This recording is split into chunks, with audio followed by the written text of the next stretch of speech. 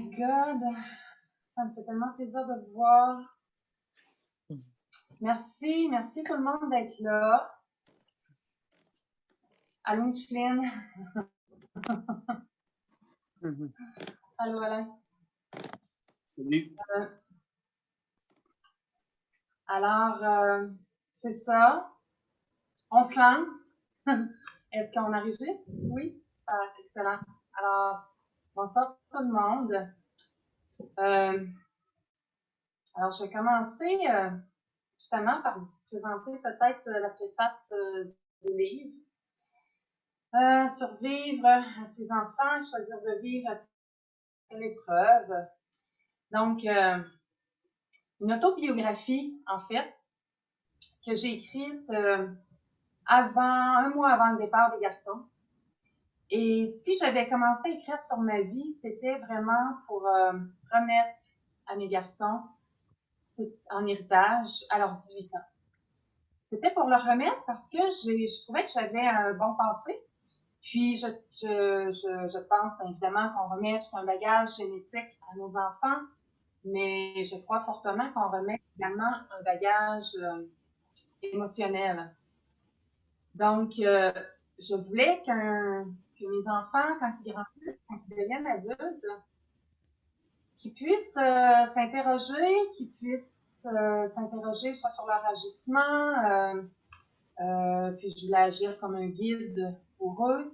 Donc, je voulais qu'ils lisent mon histoire et qu'ils comprennent peut-être certains patterns qui auraient pu se répéter de génération en génération, comme il s'est produit un peu pour moi. Et je voulais, évidemment, comme toute bonne maman, on veut que nos enfants s'épanouissent, qu'ils soient heureux.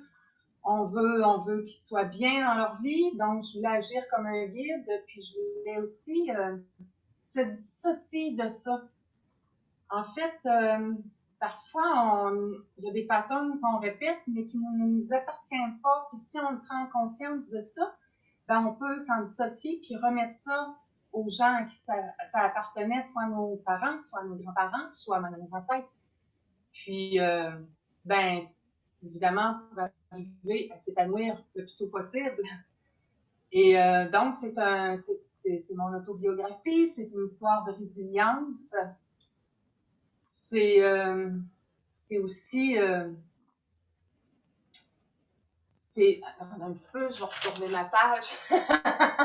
C'est une mise à nu complète, en fait. C'est une mise à nu complète de comment est-ce que j'ai ressenti ça, moi, les événements tout au courant de ma vie. Et comment est-ce que j'ai ressenti ça, ce qui s'est produit dans ma vie, mes relations amoureuses, évidemment les deuils. Et c'est ça, c'est une façon aussi de comment rebondir, comment se réinventer face à l'épreuve. Puis c'est aussi également en mémoire de mes enfants, parce qu'il y a des photos d'eux à la fin. Et voilà, je voudrais en fait que ce soit lu, ce livre-là, avec une grande ouverture d'esprit, avec un grand respect. En fait, je vais vous expliquer que c'est la première année. J'ai écrit ce livre-là, comme je disais, oui, un mois avant la perte de mes garçons. Mais par la suite, quand il y a eu l'accident, j'avais plus de raison d'écrire. C'était pour eux autres que je le faisais. Donc, j'avais plus raison de le faire. Donc, j'ai arrêté. Puis, je me suis dit, je vais tout simplement laisser ce projet-là de côté. Puis, finalement, ben, après l'épreuve, j'avais le goût, j'avais l'intention de méditer parce que je devais calmer mon mental. Donc, j'ai médité vraiment beaucoup. Puis, en méditation, ce qui remontait tout le temps, c'était poursuivre l'écriture, poursuivre le manuscrit. Donc, souvent dans nos vies, on n'écoute pas ce qu'on ressent dedans, dans notre cœur. On prend même pas le temps de s'arrêter. On prend même pas le temps d'écouter ce qu'il y a dedans. Donc là, j'avais le temps. J'avais vraiment le temps d'écouter ce qu'il y avait en dedans. Donc, j'ai vraiment eu le goût de poursuivre l'écriture. Et ça a été au mois de mai. avant que je me remette à écrire. Et donc, c'est ça, je me suis remis à écrire au mois de mai. Puis je l'ai écrit jusqu'en janvier 2019. Donc, j'avais déjà commencé mon enfance, mais j'ai poursuivi ensuite comme un journal. Comment est-ce que j'ai vécu ça, moi, cette première année-là? À tous les mois, qu'est-ce que je faisais pour m'en sortir? Puis qu'est-ce que je faisais pour permettre de survivre, en fait? Puis au bout de cette année-là, au mois de janvier 2019, j'avais fini. Et je ne pouvais absolument pas livrer ça comme ça parce que c'était sous l'émotion.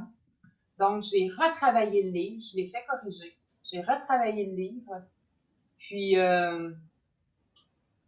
j'ai enlevé même plusieurs pages parce que fallait que le lecteur puisse lire d'une façon fluide, sans se perdre. Je suis pas écrivaine, là. C'est la première fois que j'écris un livre, là. C'était ma première expérience. Donc, j'ai retravaillé le livre les 2 dernières années. Et voilà, j'ai arrivé à un résultat.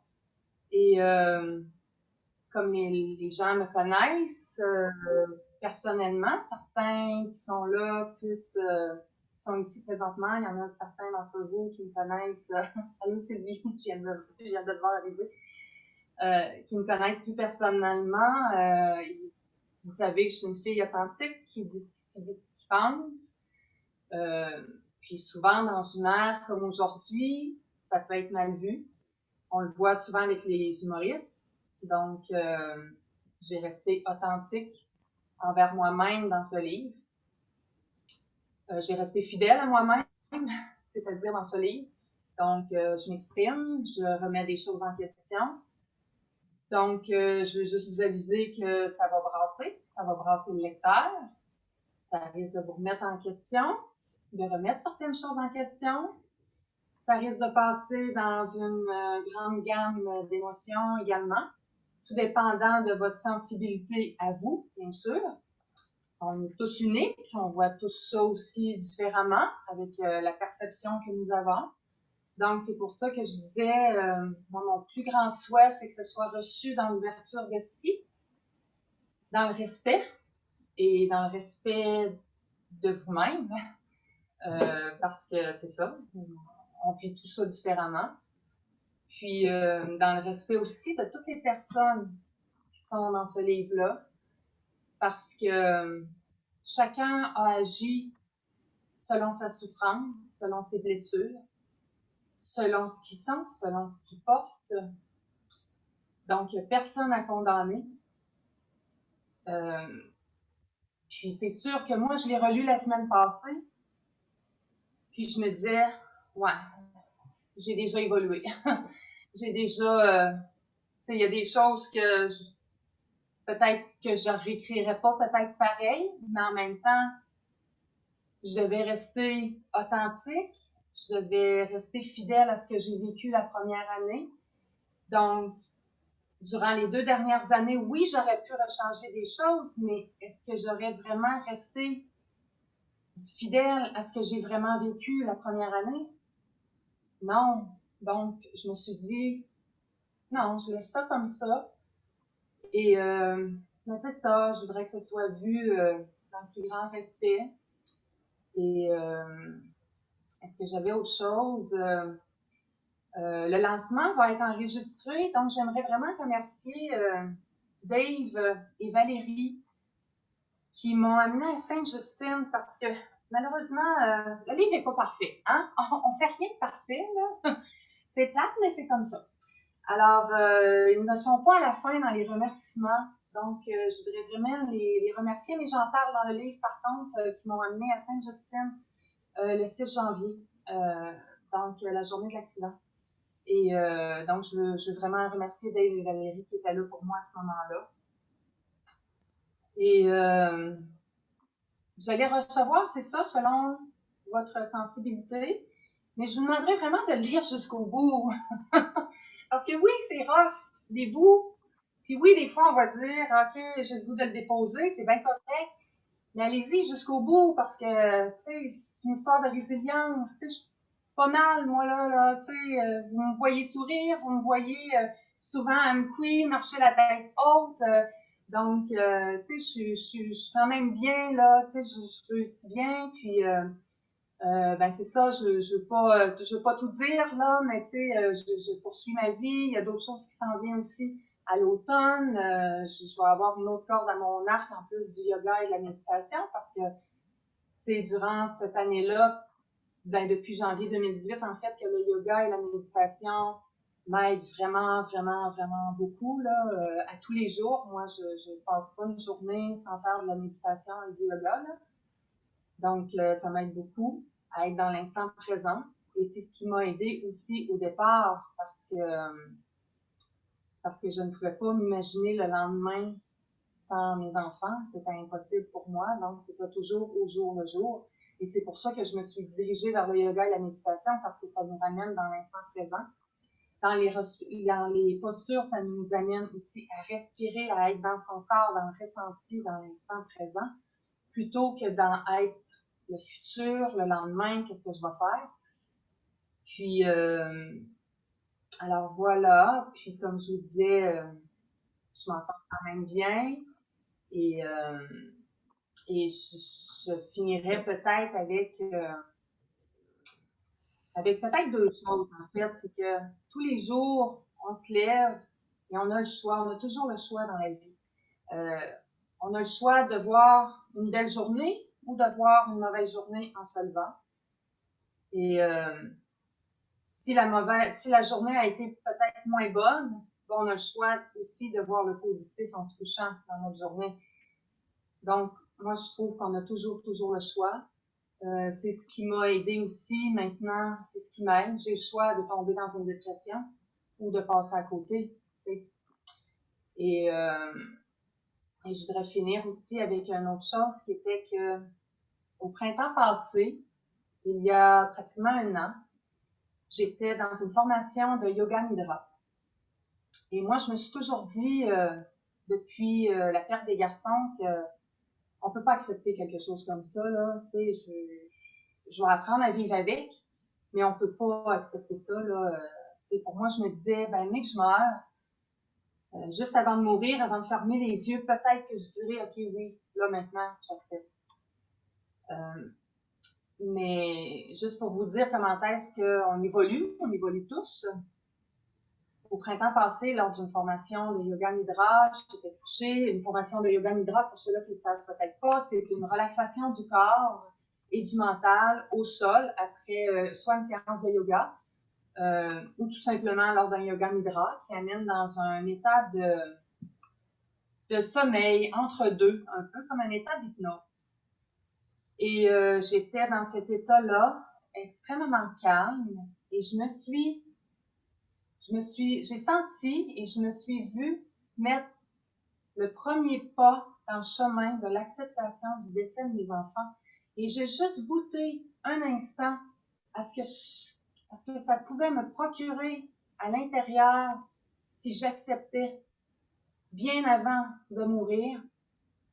Et là, j'ai fait, wow, OK, je sais que c'est peut-être pas pour demain, c'est peut-être pas pour cette année, mais au moins, je viens de mettre le premier pas dans le chemin de l'acceptation du décès de mes boys. Fait que, tu sais, à ce moment-là, ça a fait wow, tu sais, vraiment, OK, je pense que si je suis capable d'accepter ça, je vais vraiment passer à encore une autre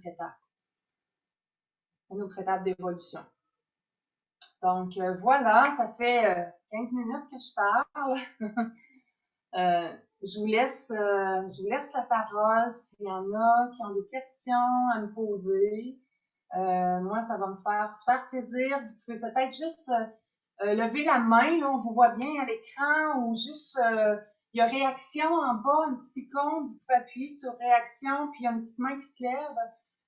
Mais allez-y, comme vous voulez, écoutez, si vous ne trouvez pas le bouton, tout simplement. Mais avant, on va arrêter l'enregistrement, par contre. Alors, je vais juste saluer les gens qui vont écouter en rediffusion. Je vous remercie d'avoir été là, tout le monde. C'est sûr qu'il va y avoir des événements privés pour le livre. En finissant, il va y avoir des événements privés pour le livre. Je vais être vendredi cette semaine chez Dame Nature, entre 10h et 10h30 et 11h, entre 10h30 et 1h30. Puis, il va y avoir aussi d'autres événements dans la Matapédia. Donc, peut-être surveiller ma page Facebook. Puis peut-être des événements publics aussi, ou tout simplement me contacter. Mais il va être en librairie dès demain aussi à partir du 18. Donc, dès demain, il va être disponible en librairie sur commande. Alors, merci à tout le monde d'avoir été là. Je vous embrasse. Merci de votre écoute et mon plaisir de se croiser. Ça sera pas long, ceux-là qui ont des questions, je vous reviens.